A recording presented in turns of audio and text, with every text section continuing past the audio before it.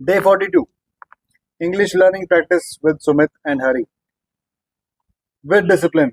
भाई बहुत डिसिप्लिन से थोड़ी देर पढ़ते हैं हम रोज 5-10 मिनट। और कुछ क्रिएटिव नहीं करते भाई वायरल होना है, नहीं, थोड़ा थोड़ा इंग्लिश पढ़ना बस। सो शुरू में रोज एक नया वर्ड पढ़ा, उसका एक मीनिंग देखा और उसके बारे में एक दो सेंटेंस का इंग्लिश ट्रांसलेशन, हिंदी ट्रांसलेशन।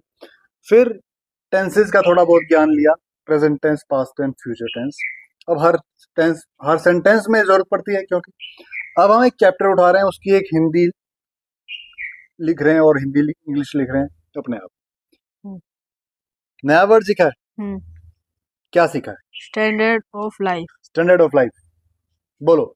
जीवन स्तर या रहन सहन का स्तर। यह किसी व्यक्ति या समूह के पास उपलब्ध सुख सुविधाएं और जीवन यापन की गुणवत्ता को दर्शाता है। अच्छा। जैसे एग्जाम्पल है उच्च जीवन स्तर। उसने विदेश में रहकर उच्च जीवन स्तर का अनुभव किया। स्तर है, स्तर नहीं है। स्तर। हिंदी भी थोड़ा साफ बोलनी पड़ेगी।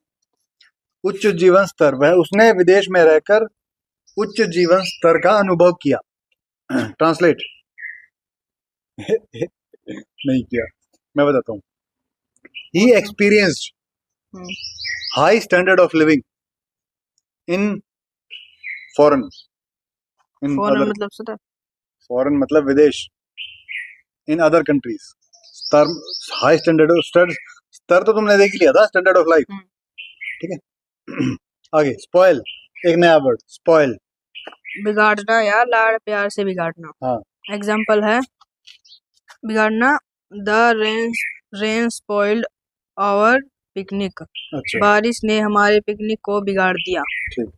He is a spoiled child. वह बिगड़ा हुआ बच्चा है। मैंने एग्जांपल पता क्यों दिया था?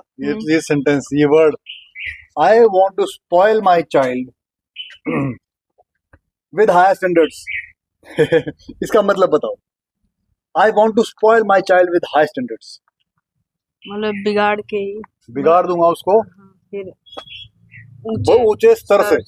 मैं चाहता हूं कि वो इतने ऊंचे स्तर के एडिक्ट हो जाए, मतलब ऊंचा स्तर मांगना चाहे कि लोगों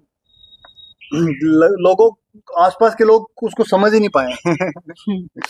तो ऊंचा स्तर अच्छा होता है, लेकिन वो सबके साथ कोलैबोरेट करना जरूरी है। अब हम इंग्लिश ट्रांसलेशन अकेले में प्रैक्टिस कर लेते हैं, लेकिन दो नए वर्ड सीखे आज। Standard of living and life. Standard of life, और दूसरा है स्पॉइल। स्पॉइल, याद रखना।